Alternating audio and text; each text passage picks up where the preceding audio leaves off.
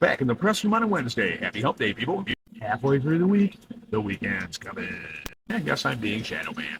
But you can still vote for me, Big Al 2024. Dr. Anthony Fauci.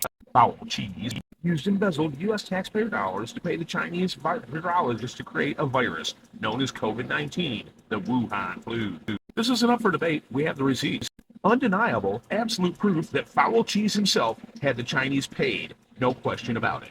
Then, on the day before Donald John Trump was sworn in as president, Foul Cheese got in front of the liberal left's TV cameras and promised, yes, promised, a pandemic during Trump's presidency.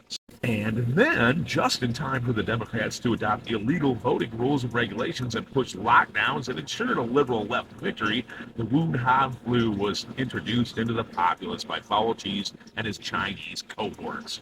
Transmission rates were falsified.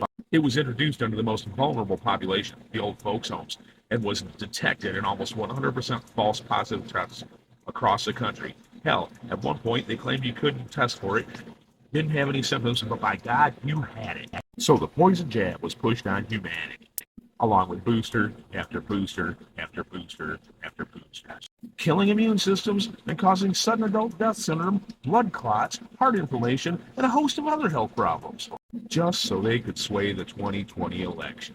Why? Because the swamp was being drained. This, my friends, has been the largest fraud ever pulled on the citizens of the United States, larger even than the whole Obama presidency, both terms. And the Democrats are still in full-blown damage control mode, showing their complicity in what ranks up with Stalin, Mao, Pol Pot, Hitler, and the amount of people killed. In the millions worldwide. If the Republicans don't hold Foul Cheese and his accomplices in the Democrat Party accountable for the most heinous act of the century, maybe of all time, then it's time for the citizens to do what they did back in 1776. Arm themselves and take the country back from those that would enslave the world. And the time is coming sooner than they think. This has been Truth in the Press. Stu joke time. Son's going to the doctor. Sucks. Here's some jokes about it that might make your next visit just a little bit better.